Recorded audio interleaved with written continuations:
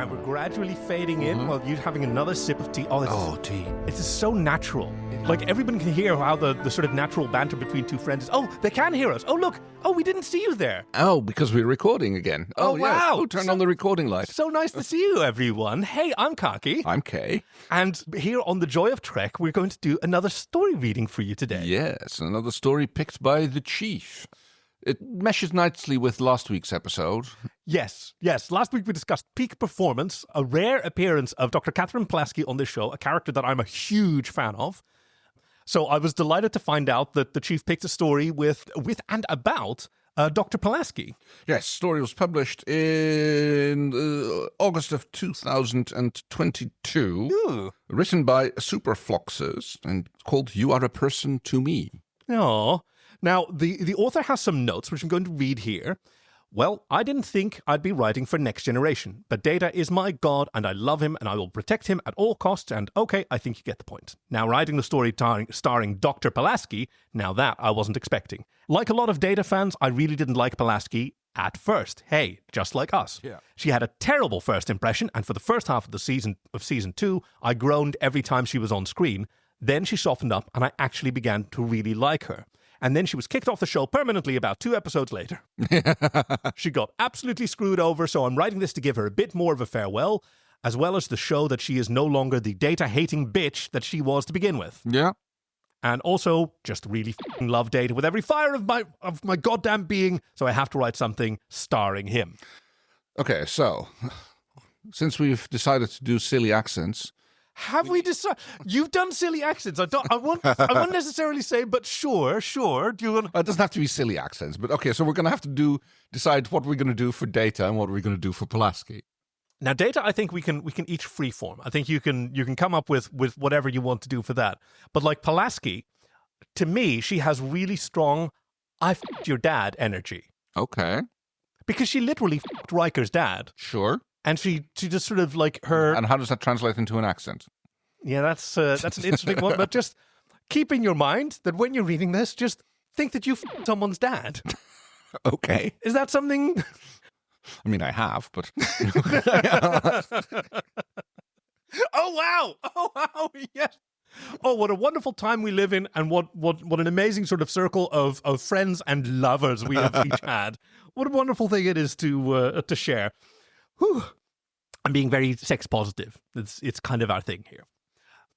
Okay, so this is yes. This takes place at the end of season 2. Mm-hmm. So by that time, Pulaski no longer calls him Lieutenant Data as she did initially. Do you want to kick off? Give us your Pulaski. Computer, locate Lieutenant Commander Data. Oh, no, Data. Shit. Wow. I have to get it right.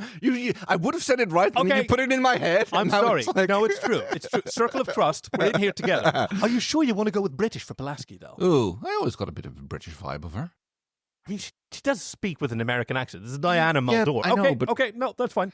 All right. I mean, I do American accents so very poorly, so it's... That's why I'm so attracted to the idea of you doing these. Oh, you start me off. I'll try to follow you. Okay. Computer, I f***ed your dad. Now locate Lieutenant Commander Data. The time had come. Dr. Beverly Crusher was coming back to USS Enterprise, and that meant Dr. Katherine Pulaski was leaving. It was a weird thing for Kate to think about. When she first arrived on this glorious ship, she had expected it to be a quick job. Get in, get out. Just like she Riker's wasn't dad. even there, yeah. And yet, she found herself strangely attached to the ship and the crew. She was going to miss them, all right. In fact, to show them how much she would be missed, there would be a small party to be held in 10-4 just for her. Merely between her and her close colleagues, of course. Just a few people, and that's what made the absence of a certain someone so noticeable. Yeah. Kate grumbled to herself as she made her way down the ship's hallways. Of all the people to be missing, did no one think she wouldn't notice the lack of yellow eyes or shiny silver skin? It'd be like failing to notice a missing bed in your bedroom, and she could not understand why he hadn't shown up. It wasn't like he didn't show up to these parties. He did so whenever possible, if only in an attempt to understand human behavior. Wonder how many beds this person keeps in their bedroom. I mean... No, she's saying she would notice the absence of a bed, so like... I know that implies that there's more, right? Otherwise you said the bed. Yeah, okay, that's true. That's true, yeah. Well... I mean, no judgment. One is a number. Yeah. So why wasn't he showing up to this one? There was no way in hell that he forgot, unless something catastrophic happened. He never forgot a thing. Kate had to find out, and she had to find out now. Okay, so she has one bed for sleeping and the other one for fucking people's dancing. Sure, yeah. Headcanon accepted. Data, let me in. We need to have a talk about your dad. Sung? Yes. Oh, wait, I just realized this probably isn't getting bleeped, isn't it? We're doing an easy one. Oh, oops. Perhaps she was a little forward with it. It wasn't like Data could decline her unless she had a very good reason to. But damn it, she was going anywhere until he showed his shiny face. Almost immediately, the door to Data's headquarters slid open. Kate couldn't help huffing as she stepped into the room. Well, there he was. It was hard to mistake him for anyone else. He was sitting at his console where he was probably running a few more calculations a second than Kate could possibly handle before he looked her dead in the eye. His seemingly emotionless stare brought her back to when she first met him, and considered his gaze a horrifying one. Now she thought it looked kind of cute, in a somewhat strange way. He opened his mouth to say something, anything really, but Kate rushed into his room and clamped her hands onto his console before he could get a word out. Data, she said, nice and blunt, what are you doing here, and why aren't you at the farewell party? She had successfully managed to annoy herself with the knowledge that it took her so long for data to be her default pronouncing instead of data. Just thinking about that made her cringe. Did no one tell you about the party? She asked. Geordie was supposed to tell you. I swear to God, if he forgot. Geordie did not forget to tell me, Data said in that oddly gentle voice that Kate learned to love. Oh. He informed me of the party in 10 Forward 3.6 days ago. He also reminded me of the event 1.2 days ago, even though I had not forgotten about it. I assured him that I could not forget it, but he told me that he wanted to be certain that I knew. Kate stared at him in silence for a bit. Right, so he was well aware of the occasion. Of course he was. Why wouldn't he be? Perhaps because Kate wanted to hold on to the possibility that he hadn't flaked on purpose. All right, now I'm even more confused, Kate said, backing away a little. If you knew about the party, and Geordie told you about it, thus implying that he wanted you to come along, why didn't you? This could be the last time you see me in here quite a while, after all. Data's expression did not change, at least obviously. Yet Kate could have sworn she had noticed a subtle change in those yellow eyes of his. A change that she could not describe in any way, and one she wasn't certain was even there at all. The party in 10 Forward is intended to be a farewell party for you, Data replied, adding the slightest emphasis on the final word. The people who typically attend such a party are the close friends of those who are leaving. Yes, Kate said. And? I am not a close friend of yours. Kate's arms slumped immediately. For a moment she assumed she heard him incorrectly. If it was anyone else, she'd think this was a joke, or an aggressive comment meant to demonstrate anger. But when it came from Data, it could be neither. Excuse me, Kate said, walking around the console to get closer to him. What on earth could you possibly mean by that? I know you don't know a lot about human friendships, understandably so, I'd say, but you have to realize that we talk to each other a lot. While it is true that we have interacted regularly, Data said, that alone does not constitute a friendship, as I have discovered. One can interact with someone who one hates on a regular basis and still dislike them. Kate's eyes widened in realization. Wait, you really think? Our interactions have demonstrated that you do not see me as a friend. Thus, I did not go to the party in 10 Forward, for I am aware that only close friends attend such parties. The medical officer's heart dropped. Now she realized what the subtle change in his eyes was. Some form of sadness. Perhaps not sadness as she knew it, but certainly something like it. Maybe just the realization, or what he thought was the realization, that the woman in front of him supposedly did not like him. At first, she didn't know what to say. All she could do was throw her head back and emit a bizarre sound of frustration and despair. How? Was the only word. The sound, okay? I want the sound. What is it to you? What is the bizarre... Yeah. How? Was the only word she could manage to say. I sort of imagine like an antelope trumpeting or something. Okay. Not something I would associate with frustration, but you know. Well, how else? Well, anything that's reasonable doesn't get described as bizarre, right? Good point. Okay, so honk. It's your line. How was the only word she could manage to say. What she had intended to ask was, how could you come to that conclusion? But she realized that answer before she even opened her mouth to speak. Worse yet, now that she had tried asking him about it... One particular interaction that demonstrated your dislike for me was one of our first, Data explained, much to Kate's frustration. You mispronounced my name as Data, which is not my name, and you did not appear to care about pronouncing it correctly. Kate's hands slammed against the nearby table. He had a table, apparently. Hey, this is the power that a writer has. You can just make tables appear in people's rooms and remove beds from them. She prayed that he would stop there, but, well, Data never stopped there. Our next interaction was when I accompanied Councillor Troy to sickbay. You verbalized your belief that someone else would be better to accompany her, for I could only offer a cold and emotionless touch. She cringed upon remembering those words. At the time, she has just wanted what was best for the suddenly pregnant Troy, and that entire debacle was something else already. Looking back, she couldn't believe she said that. Imagine if she said something like, it would be better than the rough and loveless touch of a Klingon while Worf was in the room. Yeah. Then she realized that, at the time, she wouldn't have considered those equivalents at all. The thought just made her feel dirty. Oh, Data, I... You also referred to me as it multiple times, and did not appear to enjoy referring to me as he instead. This behavior is common in those who do not see me as a person. Data, please, I don't need any more examples. There are many more examples, but you've had to make it clear to me that you do not consider me a friend. I did not want to attend your farewell party, for it is only with friends, and I do not desire to ruin it. Data! Unable to contain her frustration any longer, Kate yelled out his name and slammed her palms into the console hard enough to make it hurt. It had been done so suddenly that she was all but certain that Data flinched. The android, honest to God, flinched. Look, I understand how you came to this conclusion, she said, staring him right in the eye. But you were invited to my farewell party for a reason. It was because, get ready for it, I consider you a friend. Data apparently hadn't thought of this possibility, for he was making his humans confuse me face again. The same face that used to annoy Kate, since it was so often followed by him either asking more questions or rambling for hours about his answer. And yet she now found it was rather adorable. Oh, how she was going to miss it. I do not understand, he said. You have told me that you consider me a friend, but our interactions would indicate otherwise. I understand that humans often do not mean everything they say, but I do not... Well, once upon a time, Kate said, you would have been right. When we first met, I called you Data because I didn't think it really mattered. Sure, it wasn't your name, but you were an android. You wouldn't care. You probably didn't even know the difference. Now Data looked even more confused. But I... She held up one hand for him to stop. Yes, I know. I'm just telling you what I was thinking at the time. Of course you knew the difference. Of course I was supposed to care. I don't call Worf Woof because I'd never heard his name before, and I don't get to decide that Mrs. Troy's first name is too weird and should be pronounced Lana instead. Yeah. Your name is Data, not Data.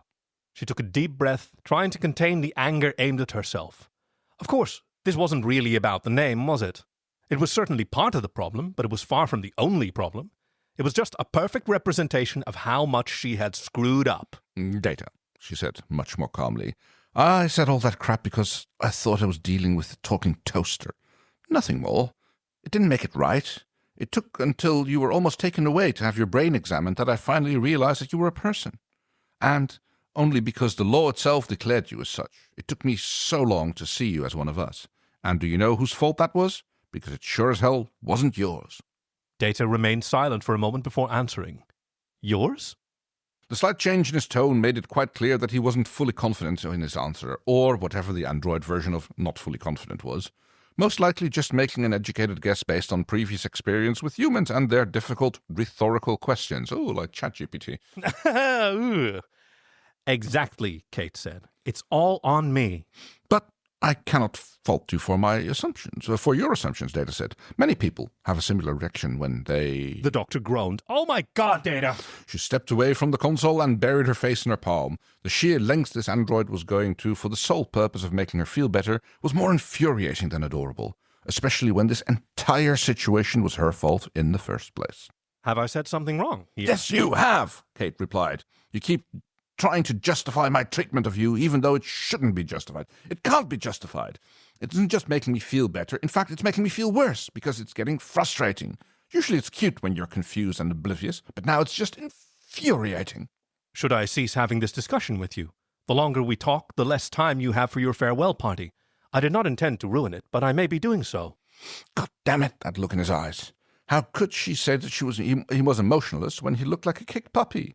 Whether or not he realized it himself, she knew that he was feeling bad for keeping her so long, even though it was once again all her fault. For a moment, she was about ready to explode. Then she simply walked over to the couch and pointed at it. Sit down, she said. Now. That's not that f***ing energy.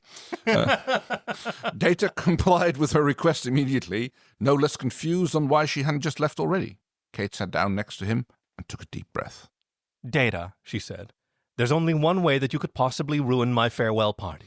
He made that confused look again. Only one way? I believe there are, in fact, 27 ways I could ruin the celebration. I could babble on too long. I could bring the mood down. I could say something insensitive. I could... Data, I assure you, there is only one way you could ruin it, and that's by staying in your quarters and not attending the party. Kate couldn't help chuckling, the look on his face. The look on his face. She never thought an android could look so surprised. If only she had a camera with her. She didn't buy the I have no emotions claim for a second. Yeah. Only someone with emotions could make such a beautiful expression. The thought processes were written all over his face. He paused to compute this a little more. You wish for me to go to the party? Yes, Kate said, voice dripping with both relief and frustration. Ugh. That's why I'm here. That's why you were invited. Come on, Data. I know you don't get to humans, but surely you get logic. The only reason why you would wish for me to join the celebration is that... I see you as a friend. Do you understand that now? Once again, Data needed a moment to comprehend this. Kate didn't really blame him. Even she would have struggled with so much conflicting information. I do not understand, he finally admitted. Well, I don't understand why we're still talking and not celebrating at the party, Kate said. So I guess that makes us even. But your behavior? Was completely unwarranted, Data. When I first met you, I had assumed you were a human-shaped toaster. Then that smart-ass Kohlrami showed up and defeated you in that Strata-something game that I don't even remember the name of. Stratagem. Not important. And I saw you have some android version of losing your self-confidence. And I realized that I was worried about you. It hurt me to see you so distressed. Data opened his mouth, but was swiftly interrupted. Yes, I know, you can't be distressed. Personally, I don't buy it, but that doesn't really matter right now. Hearing you talk about how you had to have been broken after you lost a single game was painful, Data. And you want to know why? Because you're my friend. Amigo. Ami. Do you understand it yet? So, you are not lying when you say that you consider me a friend? He asked. Data, you're my friend, but oh my God. It's like you refuse to believe that I could actually be your friend. Which, to be fair, makes sense. Oh my God. Oh my God. Oh my God. Oh my God. I must make a small correction. I consider you a friend of mine. I just did not realize that you reciprocated such. I believe feelings is the correct term, though it does not fit me. Hey, by the way, I'm saving my comments for the end of the story. I really, really love this story. Because it's an examination of like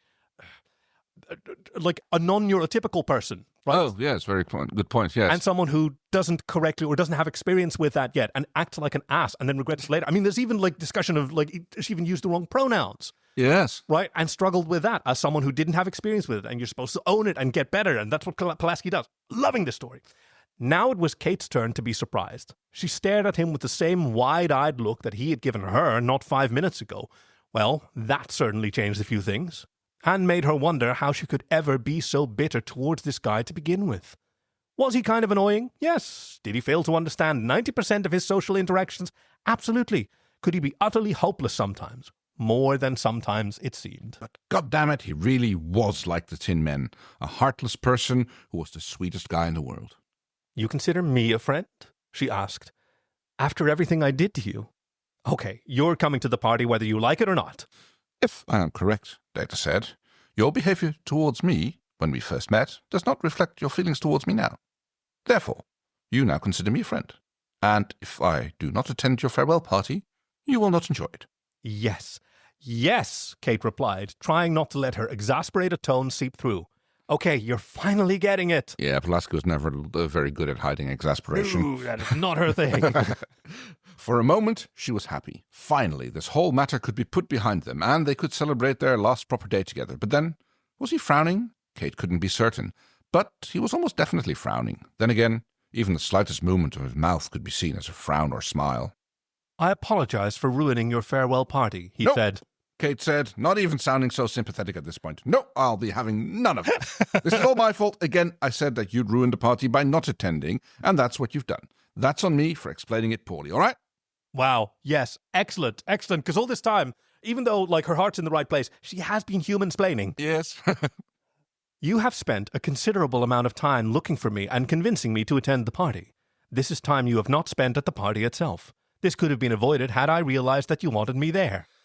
Data, the party had just started when I noticed that you weren't there. We've barely missed out on anything. If we're going now, we'll have plenty of time to enjoy ourselves. So let's stop doubting ourselves and get going. Kate, admittedly, was still worried. The android had a habit of trying to please a little too hard, and she was practically waiting for them to go through this whole ordeal again, which would inevitably lead to her missing her own party, but that was the least of her concerns right now.